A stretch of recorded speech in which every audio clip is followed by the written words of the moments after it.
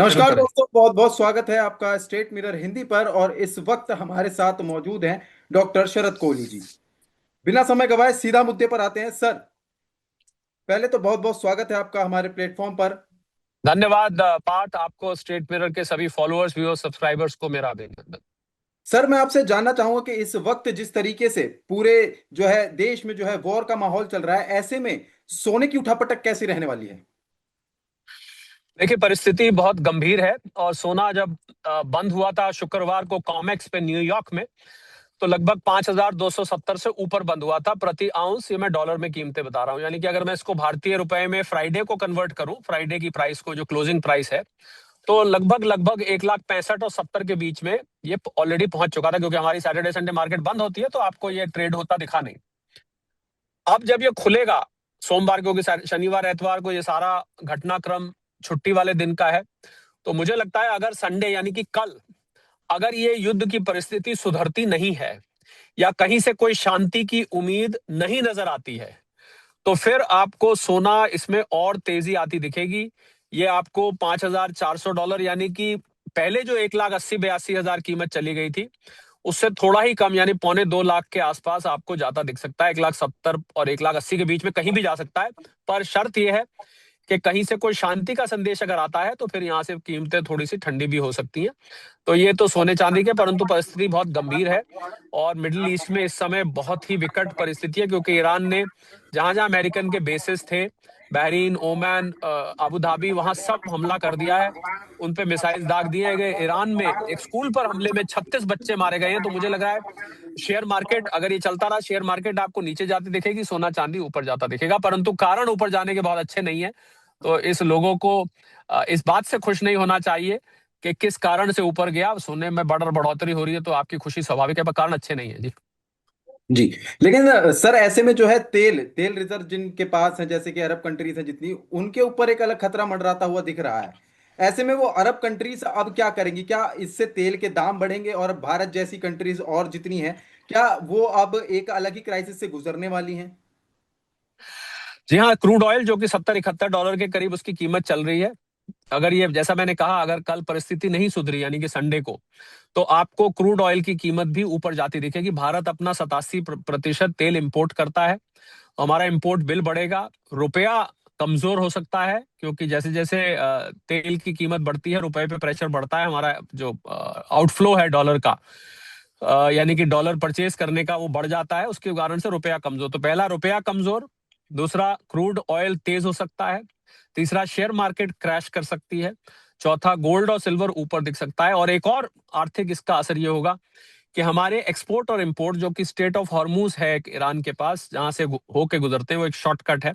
State of Hormuz बंद हो जाने की वजह से आपको यहाँ पर हमारे एक्सपोर्ट और इंपोर्ट दोनों प्रभावित हो सकते हैं। तो कुछ कुछ चीजों की अगर ये लंबा चलता है तो आपको यहाँ पर शॉर्टेज या उनकी कीमतें बढ़ती हुई दिखाई दे सकती हैं। बाकी क्यों भारत इतना ज्यादा, कोई बहुत ज्यादा भारत में अभी चिंता करने की बात नहीं है। हाँ, भारत में चिंता करने की एक बात जरूर है कि अफगानिस्तान पाकिस्तान भिड़ गए हैं बुरी तरह से, और वो बिल्कुल भारत का पड़ोस है, एकदम पड़ोस है। जैसे हम पाकिस्तान के पूर्वी भाग में है, अफगानिस्तान पश्चिमी भाग में है। तो उस लड़ाई पर नजर रखनी चाहिए। उसके बगल में ईरान है, तो देखा जाए तो ये सारी घटनाक्रम भारत से बहुत ज्यादा दूर नहीं हो रहा है।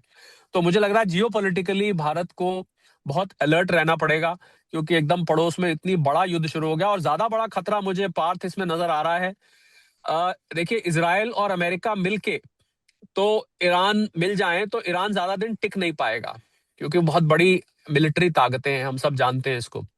परंतु इसमें जैसे पहले रशिया ने धमकी दी थी कि आप ईरान पे ये हिमाकत मत करिएगा, तो अगर रशिया या चाइना दोनों में से कोई एक बीच में कूद पड़े, फिर ये परिस्थिति यहां से बहुत ज्यादा विकट हो जाएगी। तो और मुझे ये लंबा चलता हुआ दिख रहा है, उम्मीद करते हैं कि जल्दी शांत हो जाए। बिल्कुल। सर, जैसे हम जानते हैं कि तमाम जो कंट्रीज हैं और तमाम जो देश हैं, जो कई लोग ऐसे हैं जो अहिंसावादी भी हैं, जो कि चाहते हैं कि लड़ाई जल्दी जो है थम जाए। लेकिन ऐसे में फायदा किस देश का है? देखिए, ये जितनी देशों पे अमेरिका के बेसिस हैं, यूएई है, ओमान है, बहरीन है, ये देश शांति प्रिय हैं। और इन्होंने, आपको याद होगा, कहा भी था अमेरिका को कि हम अपने बेसिस का इस्तेमाल नहीं करने देंगे। पर यहाँ इस्तेमाल की तो बाद में बात आती है, पहले ईरान ने ही उन पे अटैक कर दिया, तो इस्तेमाल की तो बात बाद में आती है। अब अमेरिका वहां से कोई हथियार चलाता वो तो बात की बात ही, बिल्कुल शांति प्रिय देश है। इसमें फायदा देखिए, आप हम सब जानते हैं, राष्ट्रपति ट्रम्प की स्टेटमेंट आई थी कि भाई हम इजराइल को बोला था कि पहले आप शुरू करोगे क्योंकि ईरान हमारी बात नहीं मान रहा है, हम्म। परिस्थिति गंभीर हो रही है, अपने न्यूक्लियर प्रोग्राम को फॉलो कर रहा है। उनसे अभी जो जिनीवा में शांति वार्ता थी, तो उसमें ईरान से पूछा गया कि क्या आप अपना मिसाइल प्रोग्राम भी छोड़ेंगे या हमें बताएंगे क्या कर रहे हैं, आप अमेरिका को मारने की मिसाइल तो नहीं बना रहे हैं। तो ईरान इस प्रश्न से कट गया। और ईरान आपको पता है मिसाइल्स के लिए फेमस है, ईरानियन मिसाइल्स दुनिया भर में फेमस है। तो वो मिसाइल अमेरिका को डर था कहीं इतनी लंबी मार करने वाली, आईसीबीएम बोलते हैं, इंटरकॉन्टिनेंटल बैलिस्टिक मिसाइल, इतनी लंबी ना बना ले कि वो अमेरिका तक हमला कर दे। तो इस प्रश्न से जब वो कटा, इससे जो अमेरिकन ऑफिशियल्स थे उन्होंने वापस संदेश दिया अपने माई बाप को, और उन्होंने फिर जो है ये सारे जो आप घटनाक्रम देख रहे हैं, तो देखिए फायदा, लड़ाई से किसी का फायदा नहीं होता है। पहली बात तो हमें ये सोचने वाली बात है। कहा जाता है कि अमेरिका जब ऐसी लड़ाई प्रॉक्सी वॉर कराता है तो उसके हथियार की इंडस्ट्री और चलती है वगैरह वगैरह। पाकिस्तान अफगानिस्तान का भी हम सब जानते हैं कि वो अफगानिस्तान से अपना बेलगाम एयरपोर्ट लेना चाहते थे। बेलगाम की फैसिलिटी अमेरिका वापस चाहता था कि उनको उनको लग रहा था कि बाइडन साहब ने वहां से अपनी सेना हटा ली और सारा इंफ्रास्ट्रक्चर अमेरिका ने बनाया था, उनको ऐसा लगा, उन्होंने कहा हमें वापस करो, हमें चाहिए ये। अफगानिस्तान ने इस बात पे तवज्जो नहीं दी, इस बात पे कोई ध्यान नहीं दिया। तो उन्होंने अब पाकिस्तान को एक तरह से ऐसा ऐसा लोग कह रहे हैं कि मोहरा बना के और ये युद्ध छिड़वाया है। तो आप फायदा किसका होता है मैं डायरेक्टली तो नहीं कहूंगा, परंतु हम्म। युद्ध से बेसिकली किसी का फायदा नहीं होता। और अगर कोई देश लगता है कि उसका फायदा हो रहा है, वो भी नहीं, क्योंकि अमेरिकी अर्थव्यवस्था इस समय बहुत ही नाजुक हालात में, $39 ट्रिलियन का लोन है, बहुत ही नाजुक हालात में है। और युद्ध में पैसा लगता है, युद्ध मुफ्त में नहीं होते, जान माल का नुकसान तो होता ही होता है, उसके पीछे पैसा लगता है। तो मुझे लग रहा है कि यहां से दुनिया की आर्थिक हालत भी बिगड़ेगी, ये मैं आपको कह सकता हूं। और मैं ही आपके चैनल पे, मैंने, आपके सहयोगी ने मेरे से पूछा था ये सवाल, मैंने कहा था दुनिया ऐसे लग रहा है इस साल मंदी की तरफ बढ़ रही है। हम्म। ये हालात उस मंदी को लाने में और ज्यादा सहायक बन जाएंगे, और दुनिया मंदी में और जल्दी आएगी, परिस्थिति यहां से और ज्यादा बिगड़ेगी। जी। पर आपने, मेरे जो सहयोगी थे संजीव जी, उनसे आपने ये भी कहा था कि दुनिया जो है मंदी में आएगी लेकिन ऐसे में भारत चमकेगा। तो अब भारत कैसे चमकने वाला है, क्योंकि चारों तरफ से नहीं, नुकसान ही होता हुआ दिख रहा है। मैंने ये नहीं कहा कि भारत चमकेगा, मैंने ये हम्म। कहा था कि भारत पे उस मंदी का असर कम होगा। हम्म। क्योंकि भारत, देखिए, कोई देश वैश्विक समस्या की वजह से मंदी में कब आता है, जब वो दूसरे देश के साथ इस तरीके से हो, गुथा हुआ हो बाकी की दुनिया जी। के साथ। भारत क्या है, अपने आप में एक दुनिया है, 140-45 करोड़ की, $850 बिलियन का हमारा एक्सपोर्ट है, इंपोर्ट भी इससे ज्यादा है। वो ठीक है कि हम बहुत सारा सामान भेजते भी हैं, मंगवाते भी हैं, फिर भी जिस प्रकार का चीन है वो सारा ही एक्सपोर्ट पर निर्भर है, ज्यादातर एक्सपोर्ट पर निर्भर है। भारत इतना निर्भर नहीं है। तो मुझे मुझे ये लग रहा है कि मामला जो है यहाँ भारत के ऊपर उतना असर नहीं होगा। हालांकि ये लड़ाई अगर लंबी चलती है तो भारत का सामान का आवाजाही प्रभावित होगी, क्रूड ऑयल की कीमतें बढ़ती है, जैसा मैंने कहा भारत में महंगाई बढ़ सकती है। मान लीजिए क्रूड ऑयल 80, 85, $100 पहुंच जाता है, ये लड़ाई लंबी चलती है, तो फिर भारत, तो मैंने बताया 87% इंपोर्ट कर, भारत का इंपोर्ट बिल बढ़ जाएगा। हो सकता है अगर ये बहुत ज्यादा गया तो पेट्रोल डीजल की कीमतें आपको बढ़ती हुई दिख सकती हैं, ये समस्या का सामना। तो अभी फिलहाल मुझे भारत पे कोई ऐसी चिंता करने की बात नहीं है। कुछ ना कुछ असर तो होगा, परंतु बाकी दुनिया के मुकाबले भारत पर बहुत कम असर होगा, मैं ये कहना चाह रहा था। तो अब ऐसे में आप कह सकते हैं, देखिए, जब किसी कमरे की सब बत्तियां बुझ जाती हैं और एक बल्ब फिर कम रोशनी पे भी जलता है तो वो चमकता है, इसका ये अर्थ था। जी। जी। ऐसे में शरद जी, आप बता रहे हैं कि सोने चांदी जो है हमें टॉप ऑफ द लाइन देखने को मिल सकते हैं। तो ये सही समय है इन्वेस्ट करने का, या फिर इन्वेस्टर का पैसा जो है जिन्होंने इन्वेस्ट कर रखा है वो निकालने का? मुझे लग रहा है कि चढ़ते हुए सोने में निवेश इस तरीके से नहीं करना चाहिए। आपको इंतजार करना चाहिए, क्योंकि अगर, जैसा मैंने कहा, अगर संडे को कोई ऐसी खबर आती है कि किसी की मध्यस्थता की वजह से ये शांति के प्रयास किए जाएं या ये लड़ाई रुक जाए, क्योंकि लाजमी बात है, जब इतनी लड़ाई बढ़ती है तो कोई ना कोई देश बीच में मध्यस्थता करने के लिए आगे आता है। अगर वो प्रयास सफल रहे तो जितनी कीमत बढ़ेगी उतनी तेजी से वो नीचे भी आ जाएगी। तो इसलिए निवेश करने वालों को थोड़ा इंतजार करना चाहिए।